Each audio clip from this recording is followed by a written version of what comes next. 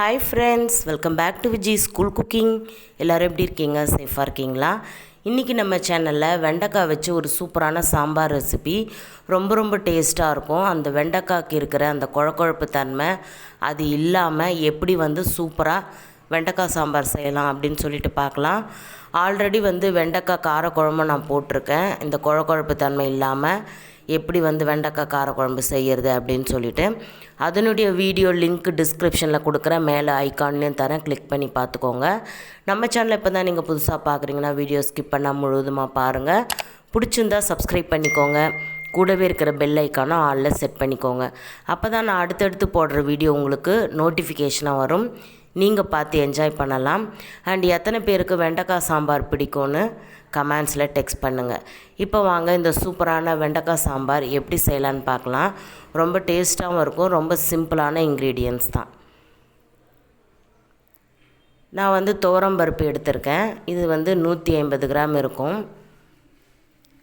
இதை நல்லா இப்போ நாம் ஒரு 2-3 தடவை நல்லா வாஷ் பண்ணிவிட்டு எடுத்துகிட்டு வந்துடலாம். இப்போ இதை 2-3 தடவை நல்லா கழுவி எடுத்தாச்சு. இப்போ இதில் என்னென்ன சேர்க்கலான்னு பார்க்கலாம். ஒரு சின்ன துண்டு பெருங்காயம், நீங்கள் பவுடர் பெருங்காயம் வச்சுருந்தீங்க அப்படின்னா தாளிக்கும் போது சேர்த்துக்கோங்க. இது மாதிரி கட்டி பெருங்காயம் வச்சுருக்கிறவங்க இப்படி இந்த பருப்பில் சேர்த்துட்டா ரொம்ப மணமாக இருக்கும் சாம்பார். கூடவே பார்த்திங்கன்னா ஒரு 15 பல் பூண்டு, நான் சின்ன சைஸ் பூண்டுன்றதுனால 15 பல் சேர்த்துருக்கேன். நீங்கள் பெரிய சைஸாக இருந்தால் ஒரு 5-6 போதும். ஒரு பெரிய வெங்காயம், ஒரு பெரிய தக்காளி, இதை சேர்த்துட்டு கூடவே ஒரு 1/2 ஸ்பூன் அளவுக்கு மஞ்சத்தூள் சேர்த்துக்கலாம். கூடவே ஒரு 1/4 ஸ்பூன் அளவுக்கு உப்பு சேர்த்துக்கலாம். இப்போ இந்த பருப்பு முங்குற அளவுக்கு தண்ணி விட்டால் போதும், தண்ணிக்கு அளவு கிடையாது. ஜஸ்ட்டு நம்ம போட்ட இன்க்ரீடியன்ஸ்க்கு மேலே தண்ணி இருந்தால் போதும். இப்போ குக்கரை மூடி இது 4-5 விசில் வச்சு எடுத்துக்கிறேன். அவங்கவுங்க குக்கருக்கு எப்படி விசில் வருமோ நீங்கள் அதை மாதிரி வச்சு எடுத்துக்கோங்க. என்னுடைய குக்கர் 4 இல்லை 5 விசில், அப்போ தான் பருப்பே வேகும். அதனால் நான் 5 விசில் வச்சு எடுத்துக்கிறேன். இப்போ இது விசில் வரட்டும். இப்போ நம்ம காய் நறுக்கிடலாம். நான் ஒரு 1/4 கிலோ வெண்டைக்காய் எடுத்திருக்கேன். நல்லா பிஞ்சு வெண்டைக்காய், முத்தின வெண்டைக்காய் இல்லாமல் எடுத்துக்கோங்க.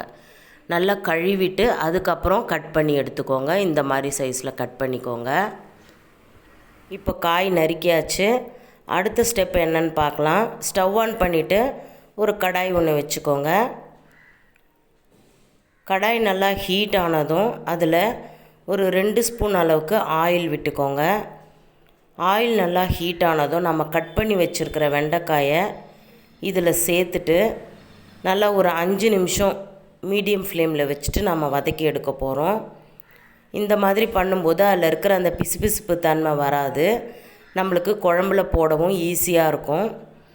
இதில் லைட்டாக உப்பு சேர்த்துட்டு நீங்கள் வதக்கி விட்டுருங்க. ரொம்ப வதக்கணும்னு அவசியம் இல்லை. இப்போ அது வதங்கட்டும். அதுக்குள்ளே நாம் ஒரு சின்ன நெல்லிக்காய் சைஸ் புளியை ஊற வச்சிடலாம்.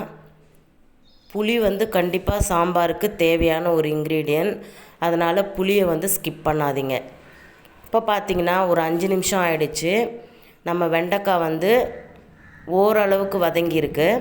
நம்ம காரக்குழம்புக்கு செய்யும்போது இன்னும் கூட வதக்கணும். அந்த மேலே இருக்கிற தோல்லாம் நல்லா கொஞ்சம் ப்ரௌன் ஆகிற நல்லா வதக்கி எடுக்கணும். ஆனால் சாம்பாருக்கு அப்படி தேவையில்லை. ஜஸ்ட்டு இதை மாதிரி ஒரு 5 நிமிஷம் மீடியம் ஃப்ளேமில் வச்சுட்டு நீங்கள் வறுத்து எடுத்தாலே போதும். இப்போ இதை ஒரு தட்டில் மாற்றி தனியாக எடுத்து வச்சுருங்க. இப்போ அதே கடாயிலே நம்ம தாளிப்பு கொடுத்துடலாம். அதுக்கு ஒரு 3 டேபிள் ஸ்பூன் அளவுக்கு எண்ணெய் விட்டுக்கலாம். எண்ணெய் நல்லா ஹீட் ஆனதும் கடுகு 1 ஸ்பூன், வெந்தயம் ஒரு 1/4 ஸ்பூன், ஜீரகம் ஒரு 1/2 ஸ்பூன், ஒரு உளுத்தம்பருப்பு கொஞ்சமாக போட்டு தாளிச்சிட்டு பூண்டு ஒரு 4-5 தட்டி வச்சுருக்கேன், ஒரு பெரிய வெங்காயம், ஒரு கொத்து கருவேப்பிலை. இந்த ஸ்டேஜில் நீங்கள் பெரிய வெங்காயத்துக்கு பதில் சின்ன வெங்காயம் கூட சேர்த்துக்கலாம். சின்ன வெங்காயம் தான் சேர்க்கணும், என்கிட்ட இல்லைன்றதுனால நான் பெரிய வெங்காயம் சேர்த்து தாளிச்சுக்கிறேன். இப்போ இது நல்லா வதங்கட்டும். வெங்காயம் நல்லா தீர அளவுக்கு வதங்கணும்னு அவசியம் இல்லை. சாம்பாருக்கு ஜஸ்ட்டு லைட்டாக கொஞ்சம் வதங்கினாலே போதும். கூடவே ஒரு மீடியம் சைஸ் தக்காளியை சேர்த்துட்டு அதையும் வதக்கிக்கோங்க. இப்போ இது வதங்கிறதுக்கு கொஞ்சமாக உப்பு சேர்த்துக்கலாம். சேர்த்துட்டு நல்லா வதக்கி விட்டுருங்க. இப்போ பார்த்திங்கன்னா நம்ம தக்காளிலாம் நல்லா மசிகிற அளவுக்கு நல்லா வதங்கிடுச்சு. அடுத்ததாக நாம் ஏற்கனவே வதக்கி வச்சுருந்த வெண்டைக்காவை இதில் சேர்த்துட்டு மறுபடியும் நாம் நல்லா மிக்ஸ் பண்ணிக்கலாம். இப்போ இந்த ஸ்பூனால் நான் 2 ஸ்பூன் அளவுக்கு சாம்பார் பவுடர் எடுத்திருக்கேன். சாம்பார் பவுடர் இல்லை அப்படின்னா நீங்கள் குழம்பு மிளகாய்த்தூள் கூட சேர்த்து செய்யலாம். ரொம்பவே டேஸ்ட்டாக இருக்கும். இதுக்கு சாம்பார் தூள் அவசியம் கிடையாது, ஆப்ஷனல் தான். இருந்தால் சேர்த்துக்கோங்க. இல்லைன்னா நீங்கள் குழம்பு மிளகாய்த்தூள் 2 ஸ்பூன் அளவுக்கு சேர்த்துட்டு நல்லா இதை மாதிரி வதக்கி விட்டுருங்க. இப்போ பார்த்திங்கன்னா நல்லா வதக்கியாச்சு. இப்போ நம்ம இந்த காய் முங்குற அளவுக்கு தண்ணி விட்டுக்கலாம். இப்போ இந்த காய் நல்லா வேகணும். நம்ம ஆல்ரெடி வதக்கி விட்டுட்டோம். அதிலே அரை வேக்காடு நல்லா வெந்திருக்கும் வெண்டைக்காய். இது ஒரு 5லிருந்து ஒரு 6 நிமிஷம் அளவுக்கு வெந்தால் போதும். இப்போ இது நல்லா கொஞ்சம் கொதிக்கட்டும்.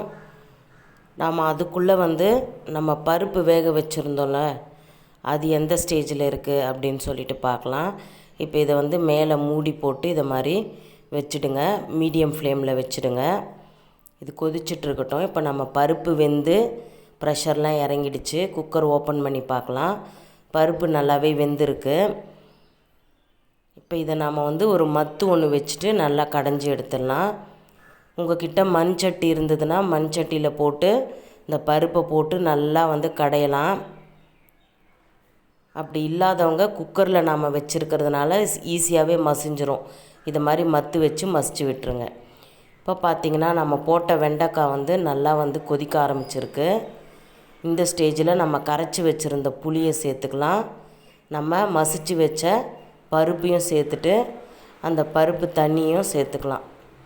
சேர்த்துட்டு உப்பு இருக்கான்னு செக் பண்ணிக்கோங்க. செக் பண்ணிவிட்டு உப்பு இல்லை, அதனால் நான் உப்பு சேர்த்துருக்கேன். இப்போ நல்லா ஒரு தடவை நல்லா கலந்து கொடுத்துட்டு நம்ம மூடி வச்சிடலாம். இப்போ நம்மளுடைய சாம்பார் நல்லா கொதிச்சிட்ருக்கு.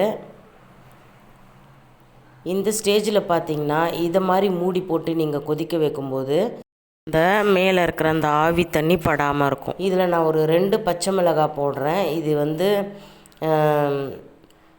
கொஞ்சம் டேஸ்ட்டு கொடுக்கும். ஒரு வித்தியாசமான ஒரு ஃப்ளேவர் கொடுக்கும் சாம்பாருக்கு. கூடவே ஒரு கைப்பிடி அளவு கொத்தமல்லியும் சேர்த்துக்கலாம்.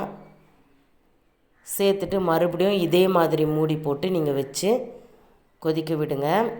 இது ரொம்ப நேரம் கொதிக்கணும்னு அவசியம் இல்லை. நம்ம காய் வெந்துடுச்சான்னு செக் பண்ணிவிட்டு நம்ம ஆஃப் பண்ணிடலாம். இப்போ பார்த்திங்கன்னா வெண்டைக்காய் வெந்துடுச்சு.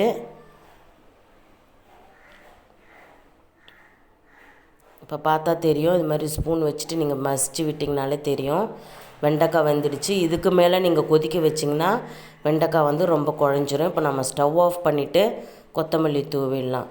அவ்வளோதான் ஃப்ரெண்ட்ஸ், நம்மளுடைய வெண்டைக்காய் சாம்பார் சூப்பராக ரெடி ஆகிடுச்சு. அந்த பிசுபிசுப்பு தன்மை இல்லாமல் சூப்பராக இருக்க பாருங்கள். சாம்பார் இப்போ கொஞ்சம் தண்ணியாக தான் இருக்கும். ஆறுனதுக்கப்புறம் கொஞ்சம் கெட்டியாகிடும். நம்ம ரைஸ்க்கு சேர்த்து சாப்பிட்லாம். இப்போ பார்த்திங்கன்னா நல்லா குழம்பு ஆறிடுச்சு. இப்போ நல்லா சூடான ரைஸ்க்கு சேர்த்து இது கூட ஒரு ஆம்லேட் ஒன்று வச்சுட்டு சூப்பரான லஞ்சை நீங்கள் ஃபினிஷ் பண்ணலாம். கண்டிப்பாக இந்த ரெசிபி வீட்டில் ட்ரை பண்ணுங்கள். அண்ட் இதில் இன்னும் என்னென்ன பொருட்கள் சேர்த்தா நல்லாயிருக்கும் அப்படின்னு என்கிட்ட ஷேர் பண்ணிக்கோங்க. அண்ட் இந்த வீடியோ பிடிச்சிருந்தா இதுக்கு ஒரு லைக் பண்ணுங்கள். இந்த வீடியோ உங்கள் ஃப்ரெண்ட்ஸ் ரிலேட்டிவ்ஸ்க்கு ஷேர் பண்ணி விடுங்க. அண்ட் மறக்காமல் நம்ம சேனலை சப்ஸ்கிரைப் பண்ணி வச்சுக்கோங்க. ஓகே ஃப்ரெண்ட்ஸ், நெக்ஸ்ட்டு ஒரு இன்ட்ரெஸ்டிங்கான வீடியோவில் சந்திக்கிறேன். இது மாதிரி ரெசிபிஸ் உங்களுக்கு எதனா வேணும்னா அதையும் நீங்கள் கமெண்ட்ஸில் டெக்ஸ்ட் பண்ணுங்கள். கண்டிப்பாக நான் மேக் பண்ணி போடுவேன். நெக்ஸ்ட்டு ஒரு இன்ட்ரெஸ்டிங்கான வீடியோவில் சந்திக்கலாம். Until then, it's bye from Viji. Thanks for watching.